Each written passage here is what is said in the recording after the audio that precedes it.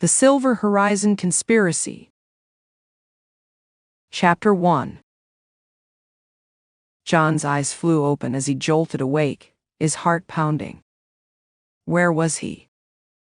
What was happening? He bolted upright, looking around the dingy hotel room in confusion and panic. The peeling wallpaper, threadbare carpet, and rickety furniture offered no clues. He racked his brain trying to remember how he got here, but his mind was a blank slate. Who was he? What was his name? He couldn't recall. A thin beam of light crept through the grimy curtains, revealing a battered nightstand with a cracked lamp and the numbers 11:43 glaring in red on the alarm clock. John's pulse raced. He had no wallet, no ID, no phone, nothing to indicate who he was or why he woke up alone and terrified in this dreary room. He leaped from the bed, adrenaline surging through his veins. His coordination felt off, his legs unsteady and weak. How long had he been lying there unconscious? Frantically searching the room, he found a crumpled piece of paper in the trash can. Smoothing it out, it had an address scrawled on it for an apartment across town. Was that where he lived? He didn't recognize the street name. Shoving the paper in his pocket, John threw open the door to the hallway. He had to talk to someone, get some answers before panic completely overwhelmed him. Chapter 2. John rushed to the elevator, slamming the call button repeatedly. As he waited, he glimpsed his reflection in the metal doors. A pale face with several days of scruffy growth stared back at him. His blue eyes were bloodshot with dark circles underneath. How long had he been in that room? The elevator arrived, but felt excruciatingly slow as it creaked its way down to the lobby. He fidgeted anxiously a whole way. Ding. Finally, the doors slid open to the faded grandeur of the lobby. Sitting behind the front desk was an older woman with her graying hair and a tight bun. "Excuse me, I need help," John said desperately, approaching the receptionist. "I think I'm suffering from amnesia. I woke up in a room upstairs, with no idea how I got there or who I am." The woman eyed him suspiciously. "What room are you in?" I don't know. I don't have a key." "Uh-huh," she said skeptically. "Do you have ID to prove you're a guest?" John's anxiety spiked. "No, like I said, I don't know who I am or why I'm here. Please, you have to help me." The receptionist picked up the phone. "I'm calling security. Just stay put." John's stomach dropped. Why didn't she believe him? Staying put was the last thing he should do if he wanted answers. He had to get away from here. Now. Chapter 3. John burst through the front entrance of the hotel, a heavy door banging against the outside wall. He glanced back to see the receptionist pointing at him and shouting into the phone while pressing a button underneath the desk. An alarm started blaring. He sprinted down the sidewalk, unsure where he was heading but desperate to get as far away from the hotel as possible. As he ran, he took in the surroundings. He seemed to be in some kind of deserted industrial area on the outskirts of the city. Empty warehouses and storage units lined the trash-strewn streets. Not a friendly place to be stranded without ID or money. The mid-morning sun beat down relentlessly as John wove between buildings, peeking around corners to ensure he wasn't being pursued. Sweat dripped down his neck. His out-of-shape body felt ready to collapse after so much unexpected exercise. He spotted a chain-link fence down an alleyway with a tattered dumpster on the other side. Ducking down the alley, he scrambled over the fence, tumbling ungracefully to the ground. The stench of rotting garbage assaulted his nose, but he didn't dare move from his hiding spot. Crouching inside the dumpster's shadow, John attempted to slow his ragged breathing while watching the alley opening. Suddenly, the silence was shattered by the squeal of tires. A dark sedan came hurtling down the alley, slamming on the brakes beside the dumpster. The tinted window rolled down to reveal the ominous glint of a gun barrel. Chapter 4. John's blood turned to ice at the sight of the gun. Without thinking, he launched himself from behind the dumpster just as a barrage of bullets shredded through the area where he had been hiding. He hit the ground hard, gravel biting into his palms and knees. Adrenaline flooded his body as he scrambled to his feet and sprinted down the narrow alley. More gunshots echoed between the brick buildings, the bullets pinging off metal dumpsters and fracturing concrete walls. John didn't dare look back. He focused everything on running, as if his life depended on it. Because it did. The alley opened up to a web of winding access roads behind the warehouses. John careened left, then right, then left again, desperate to lose his pursuer in the maze of passages. Still, the heavy thrum of the sedan engine trailed close behind. Up ahead, 2 dump trucks were parked in the middle of the road, halfway through unloading cargo into one of the warehouses. John dashed straight for the narrow gap between them. He heard the sedan's brakes squeal as it skidded to a stop just shy of the trucks. Seizing the opportunity, John squeezed through the gap and took off running. He didn't stop until the sounds of pursuit had faded into silence. Bent over wheezing, he found himself in a sprawling junkyard. The rusted carcasses of old vehicles and machine parts formed haphazard piles, stretching in every direction. John slumped to the ground, taking shelter behind a stack of metal barrels. Someone had just tried to kill him. But why? What did they want with him? Nothing made sense. Chapter 5. As daylight faded, John managed to sneak unseen through the shadows of alleyways and side streets until he reached the address scribbled on the piece of paper. It was a 6-story apartment building that had clearly seen better days. The chipped brick exterior and weathered front doors gave it a run-down look. Was this really where he lived? Warily, John approached the front entrance. Next to a panel of broken buzzers was a handwritten note saying "See Superintendent in basement office." He descended the worn concrete steps to a door with a peeling sign for the building superintendent. Down here, the air smelled like piss and mold. An older man with rumpled clothes and 2-day stubble sat behind a desk in the cramped office space.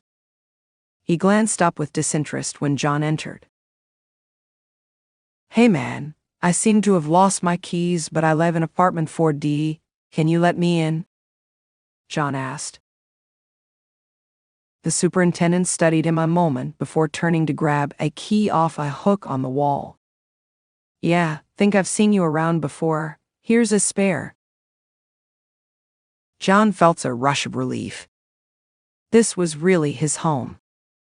"Thanks so much, I appreciate it," he said. Now maybe he could find some answers. Chapter 6. John's relief at finding his apartment quickly shifted to confusion and dread as he stepped inside and flicked on the light.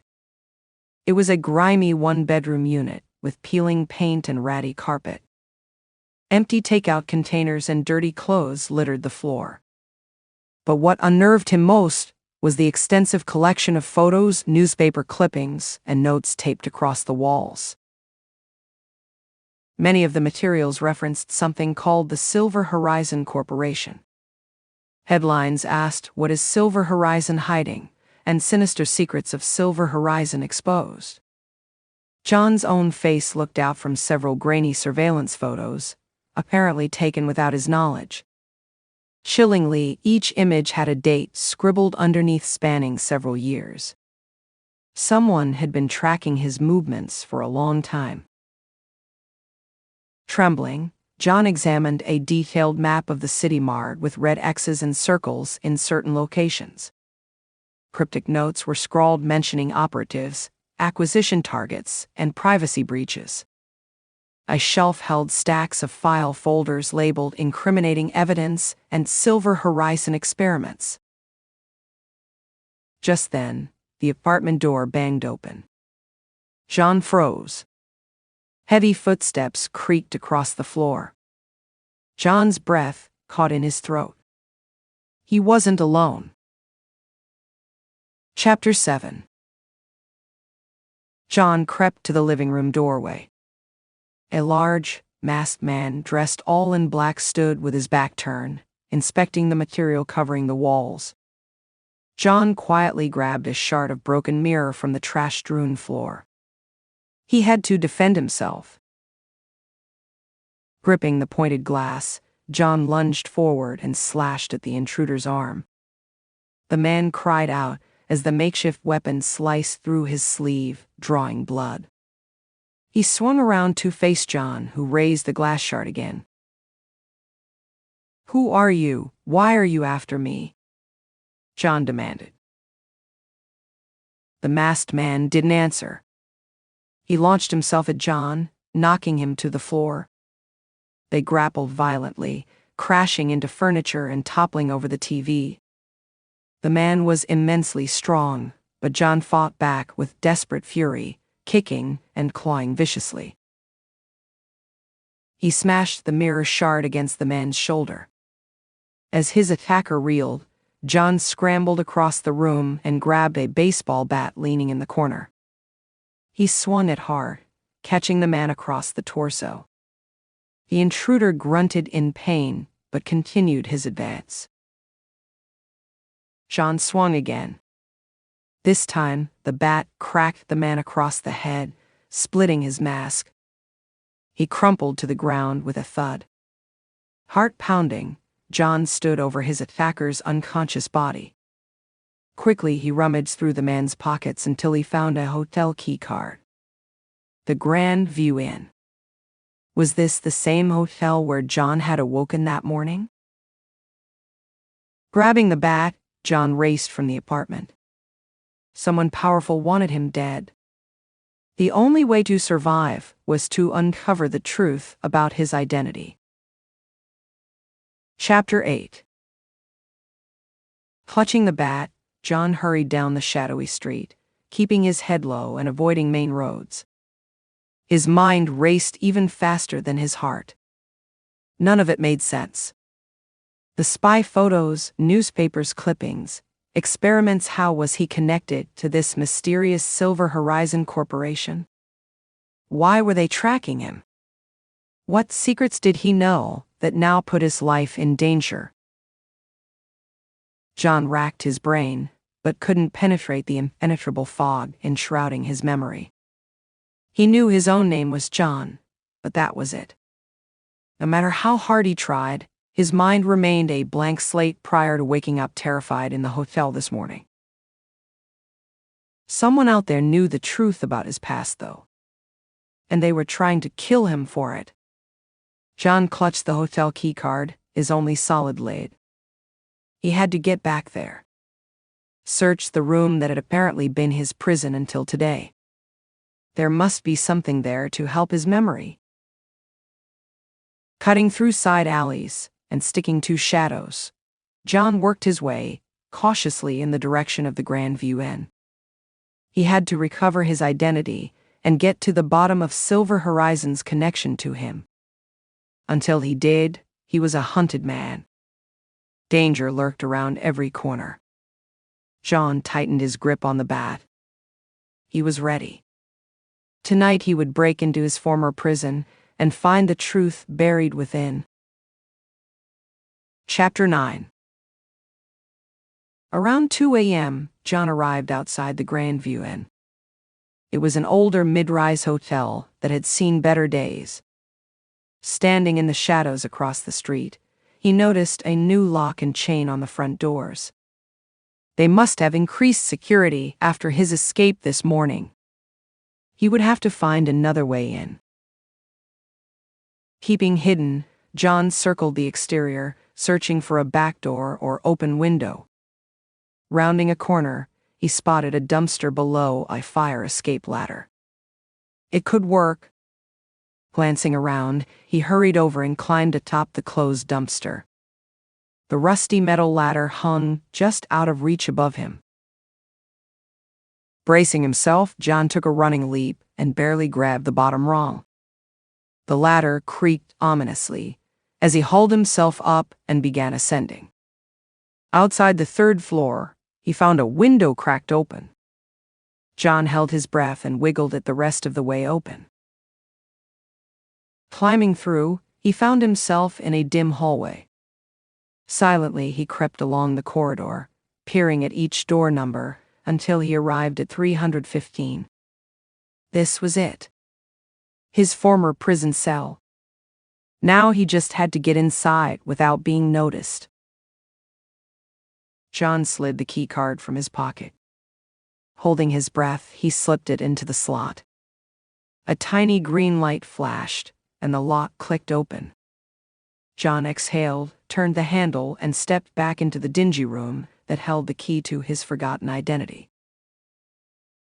Chapter 10. John turned on the bedside lamp, casting a dim glow over the dreary room. It was just as he left it hours earlier, still unmade and reeking of stale cigarettes. He did a slow sweep with his eyes. If there were any clues here from his lost past, they certainly weren't obvious. Methodically, John searched every inch. He checked under the lumpy mattress, peered behind the rickety nightstand, and rifled through the drawers, finding only useless hotel information. The trash can held nothing but crumpled fast food bags and discarded cigarettes. Frustrated, John ran his hands along the faded green carpeting, feeling for anything hidden in the fibers. Finally, his fingers grazed something solid underneath the bed frame. He dug out a small black cell phone. The screen was cracked, but it still powered on. With shaking hands, John scrolled through the contacts and call history. The lists were empty. He opened the photos and found similarly nothing recorded. It was a burned phone, untraceable. But why had he stashed it? He dug deeper into the settings until he found an audio recording. Hands sweating, John hit play. A staticky voice echoed faintly through the tinny speaker. Get away from Silver Horizon. You don't know what you've seen. They'll use Project Alpha to bury everything, including you. Leave town and lay low, it's your only shot. Abruptly, the recording cut off. John's pulse was racing. Project Alpha? What had he witnessed involving Silver Horizon? What were they burying? And why had this voice been trying to warn him? John desperately racked his mind, but the details remained locked away. He tucked the phone securely in his pocket. Someone had needed to silence him. He wouldn't give up until he uncovered the sinister truth. Chapter 11. Adrenaline coursing through his veins, John turned to leave. He had found the first real clue about his forgotten past. But as he opened the door to the hotel corridor, 2 security guards stood blocking his way. Freeze, one shouted. We got a call about an intruder. Thinking fast, John slammed the door shut and locked it just as the guards lunged forward. He fled into the bedroom as the guards pounded aggressively. Open up, this is security. Trapped, John frantically scanned the room for an escape route. Outside, the sound of approaching sirens sliced through the night. More were coming. Suddenly, glass shattered as a canister crashed through the window. Smoke billowed out, filling the room. John collapsed into a fit of coughing as his eyes and throat burned.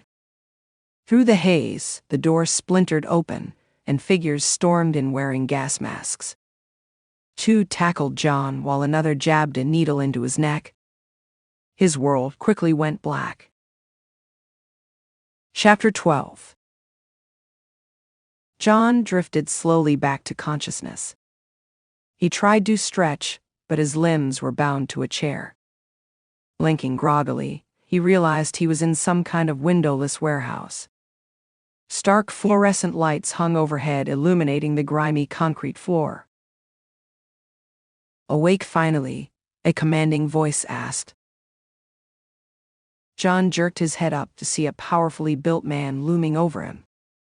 A jagged scar stretched across his cheek. "Who are you?" John demanded, straining at his bonds. "Why am I here?" The scar-faced man smiled coldly. "Sorry, friend, you're the one tied up. I'll be asking the questions now." He grabbed a folding chair and placed it directly in front of John, sitting down to stare intently at his captive's face. "Here's how this goes," the man said calmly. "You're going to tell me exactly what you know about Silver Horizon, every project, every secret."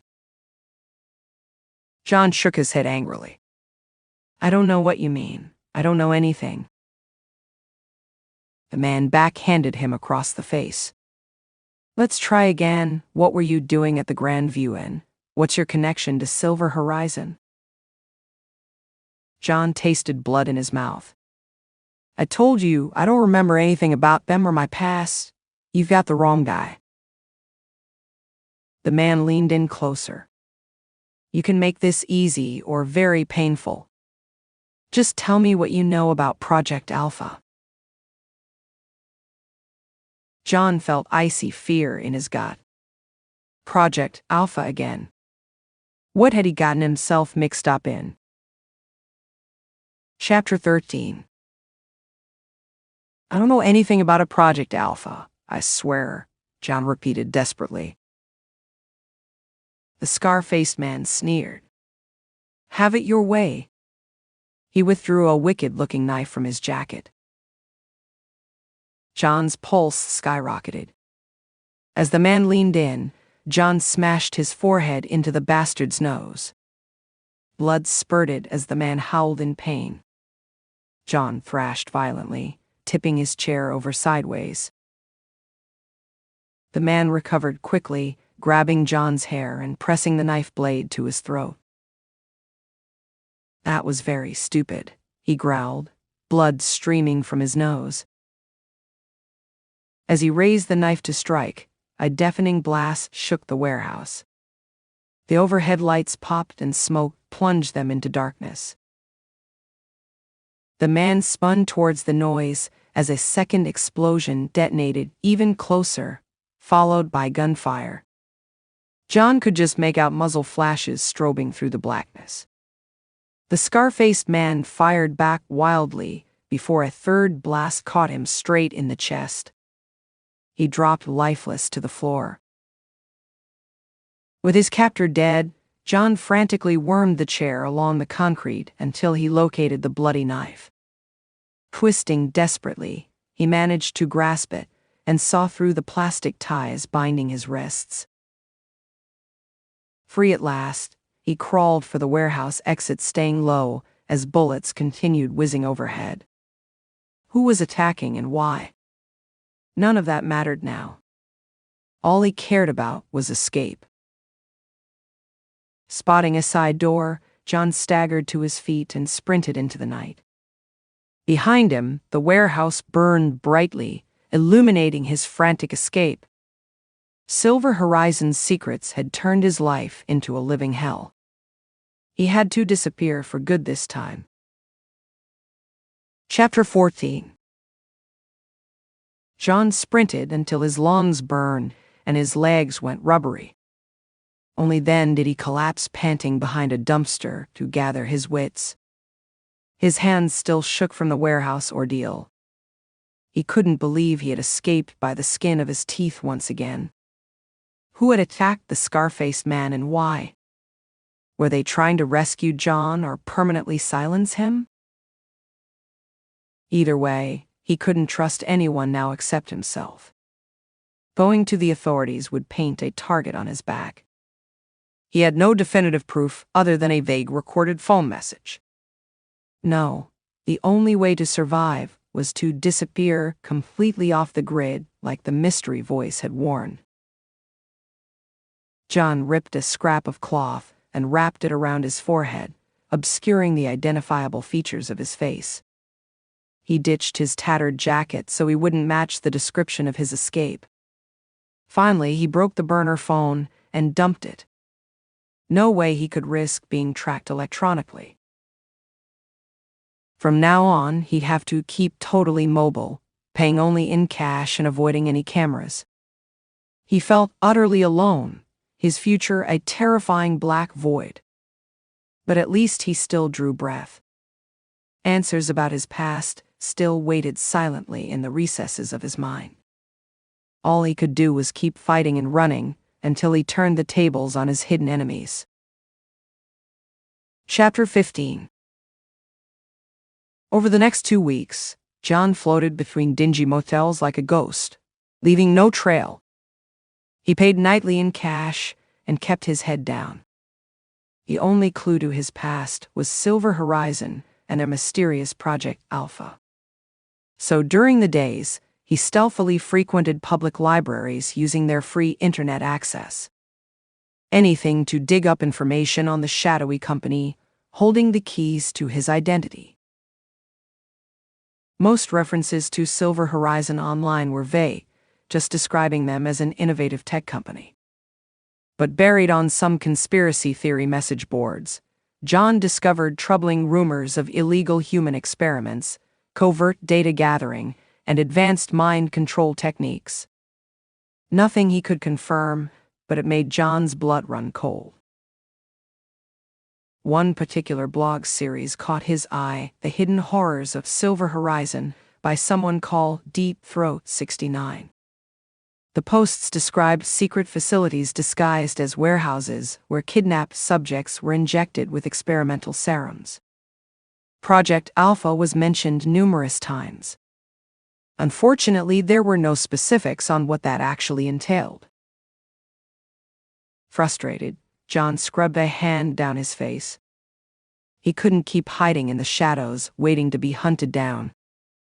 There had to be a way to infiltrate Silver Horizon directly, get access to their most restricted files. He was running out of options. If he couldn't recover his memories soon, he feared the answers would die with him, buried alongside his true identity. Chapter 16. 2 days later, John stood across the street from the gleaming Silver Horizon headquarters. The expansive office complex towered into the sky, all smooth glass and steel. From the outside, it looked like any other high-tech company, with staff bustling in and out. But John knew there were dark secrets lurking inside. He waited until well after midnight before approaching the rear of the complex. According to the building plans he had studied, this area had minimal security. Hugging the shadows, John located an emergency exit door and managed to pry it open using a discarded toolbox he'd found behind a nearby restaurant. Slipping inside, John found himself in a dim emergency stairwell. He pulled out the stolen keycard he had nabbed off a janitor leaving work. With it, he might be able to access parts of the building not available to the public. He just prayed it worked. Ascending the stairs, John swiped the card at the door for the 20th floor. To his immense relief, it flashed green and clicked open. He emerged into a dark central corridor that appeared to contain executive offices. It was deathly quiet. John silently crept down the hall, shining a penlight at the nameplates on doors until he arrived at one labeled Dr. Roman Beck, head of R&D. Maybe this ominous-sounding research head held some answers. He just needed 5 minutes to hack the computer inside. Selecting a lockpick set he'd purchased, John went to work until he successfully cracked open the lock. He was in. Chapter 17. John's heart pounded as he powered on the sleek desktop computer and inserted a flash drive. His basic internet research had suggested passwords for Silver Horizon executives usually followed a simple formula using corporate lingo. After several tense tries, he managed to guess the correct one and gain access. John quickly searched through recent files. Most contained technical jargon he couldn't decipher about gamma-frequency waves and cerebral manipulation.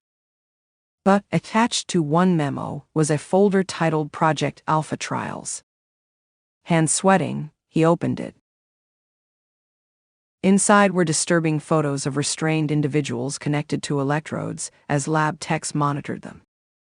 The memo described early results being promising and opening exciting possibilities. John still didn't know what exactly Project Alpha entailed, but the evidence was clearly sinister. Downloading the entire folder, he also came across schematics referencing something called the curve. It was connected to Project Alpha, labeled a vitally important new initiative. Unfortunately, there were no specifics on what it actually was. John dug deeper until he located Dr. Beck's appointment calendar. There was a meeting scheduled tomorrow regarding Project Alpha. It corresponded with a reservation at a nearby conference center. This might be John's chance to finally learn more. Transferring the info to his flash drive, John erased his digital footsteps and shut down the computer. Peeking into the hall to ensure it was empty, he slipped away unseen, his invaluable stolen data secure in his grip. Chapter 18. The next evening, John stood across from the sleek steel and glass Summit Conference Center, where Dr. Beck's important Project Alpha meeting was scheduled. The stolen Silver Horizon keycard had gotten John inside so far. He just had to make sure it gave him access to the private meeting rooms as well. Moving briskly like he belonged, John made his way to room 214, where the Project Alpha gathering was set to start in 15 minutes. He held his breath as he swiped the keycard. Relieved, he saw the light turn green. Now came the hard part. Inside was a stylish conference room with a long wooden table surrounded by leather chairs. A screen covered one wall for projections. John ducked underneath the table and crawled into a far corner section with his dark clothing helping him blend into the shadows. Now he just had to wait. Right on time, a group of well-dressed men and women entered, chatting seriously and taking seats around the table. John's pulse accelerated when he recognized Dr. Roman Beck from his photo, an older man with slicked-back graying hair and an air of icy authority. This was it. The presentation began, and John listened intently from his hiding spot. Beck discussed recent successful memory manipulation trials. Another doctor described work on something called shadow network infiltration. John silently absorbed it all, ready to finally uncover the full scope of Project Alpha. Chapter 19. As the presentation continued, John's blood ran colder and colder. The shadow network appeared to be some kind of clandestine data gathering system, collecting unbelievable amounts of personal citizen information. Project Alpha entailed developing technology to directly influence human thoughts, behavior, and memories. Beck described early trials being extremely successful, and that wide proliferation was imminent. It was worse than John could have imagined. These corporate zealots were developing tools for mass mind control and manipulation to expand their shadowy reach. John's hands balled into fists. As the group stood to leave, he quietly emerged from hiding. Slipping into a side office, he grabbed the heaviest award from a bookshelf. When Dr. Beck walked by, John smashed it over his skull. The doctor crumpled with a cry of pain.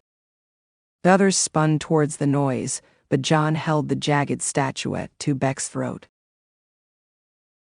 "Back up and close the door, or your boss gets it," John ordered. Eyes wide, the staff complied. John's pulse thundered in his ears. Beck groaned, blood trickling from his temple. "What do you want?" he rasped. "I want Project Alpha destroyed and your shadow network eliminated.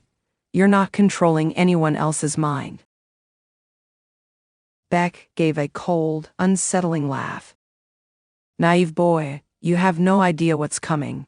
Project Alpha is the key to the next human epoch." John pressed the statuette harder against Beck's throat, drawing a thin line of blood. "Whatever you did to my mind, undo it now," John demanded. Beck glanced at him curiously before realization dawned on his face. "Ah yes, we had a glitch in one of the Alpha trials several weeks back. A nobody who saw things he shouldn't have. I guess our cleanup efforts missed a spot." John's hands trembled with rage. "I'm not a nobody. I'm a person whose memories and identity you stole. Give them back." "I'm afraid I can't help you," Beck sneered. "That version of you no longer exists, and soon your new memories will be erased as well, along with any traces of this unfortunate encounter." John slammed Beck's head brutally against the floor, knocking him unconscious. Chest heaving, he turned to Beck's stunned staff. "Destroy Project Alpha, or you all burn," John growled. Then he fled into the night, his only path forward bringing Silver Horizon crashing down. They had taken everything from him. Now he had nothing left to lose. Chapter 20. John sat in the dingy motel room, staring intently at the classified Project Alpha files on his laptop screen, and trying to make sense of it all. Dr. Beck's threats hung heavy over him. According to Beck, John's original memories and identity were gone for good, wiped away by some botched experiment. That didn't make sense, though. Why track him and send assassins if an old identity was irrevocably erased? There had to be more to the story. John dug obsessively through the Project Alpha data, searching for any clues. Most of it was still far beyond his comprehension. But he kept returning to that mysterious term the curve referenced in several memos. It was called the next phase of Alpha's implementation. Unfortunately, the details of it were frustratingly vague. John leaned back, rubbing his temples as a headache pounded behind his eyes. Outside, the morning sun was rising after his sleepless night of research. He blinked wearily. That's when it hit him. In one diagram of the curve's architecture, the image of a curved building flashed across the screen. He zoomed in on the photo. It was an odd spiral tower located right here in the city that John had passed in his aimless wanderings. His heart raced. The curve wasn't just some abstract idea, it was a physical location. And likely where he would find answers about Project Alpha and his stolen past. Shoving his sparse belongings in a bag, John headed out the door. It was time to infiltrate the curve. Chapter 21. The curve stood out starkly amidst the blocky skyscrapers of the financial district, its gleaming white spiral tower twisting up into the clouds. Police barricades kept curious onlookers at a distance as hazmat crews came and went. A sign on the fence read, "NDMA chemical spill, authorized personnel only." John watched from an alley across the street. Clearly, Silver Horizon was using the spill as a cover to hide the curve's true purpose. He pondered how to get inside. Based on the stolen Project Alpha data, retinal scans granted entry. John would have to impersonate someone with clearance. Dumpster diving behind a busy coffee shop, John found a crumpled lab coat and ID badge for a Dr. Samuel Green. The photo was damaged enough that from afar it might pass for John. He just had to move fast before anyone looked too closely. Donning the coat and badge, John waited until a group of hazmat workers approached the barricade. He walked confidently alongside them like he belonged. As the guards checked their IDs, John flashed his briefly before moving briskly inside as if in a hurry. His heart thudded, but miraculously the ploy worked. Now inside the lobby, John made sure to keep his head down to avoid scanners as he swiped an employee keycard. So far, so good. He was in. Somewhere in this bizarre building waited answers about his past and the truth behind Project Alpha. He just had to find it. Chapter 22. Slipping unseen through the gleaming hallways, John descended deeper into the curve until he reached a heavy vault door marked Authorized Clearance Only. This had to be it, the heart of Project Alpha. John entered the stolen retinal scan code, and the thick door unlocked with a hiss. He stepped inside a dim observation deck, looking out over a deeply unsettling sight. Below him was an enormous room filled with row after row of unconscious people floating in glass pods with wires connected to their skulls. Banks of terminals manned by techs monitored their brain activity. This was the belly of Silver Horizon's beast. Heart pounding, John spotted Dr. Beck conferring with a colleague. He had to get closer. Slipping on a gas mask from a supply cabinet, John made his way down to the ominous chamber. He snuck up behind the doctors and pressed a gun to Beck's back. "Don't turn around," John ordered through the mask. "Tell me what this nightmare show is." "Subject 17, Beck muttered in shock. "I thought our cleaners had neutralized you." John cocked the gun. "Talk." Beck raised his hands slowly. "These subjects have had their minds fully mapped and altered using Project Alpha. They will serve as highly loyal assets controlled by their Silver Horizon handlers, not human, just vehicles awaiting commands." John's finger trembled on the trigger, rage boiling inside him. "Please, Subject 17, allow me to activate your rehabilitation sequence," Beck pleaded. "I can return you to a calm, compliant state." "Never," John snarled. "I know who I am now." He pulled the trigger, obliterating Dr. Beck and his twisted schemes. Silver Horizon's dark empire crumbled rapidly in the aftermath. But John had regained something far more precious: dominion over his own mind. The end.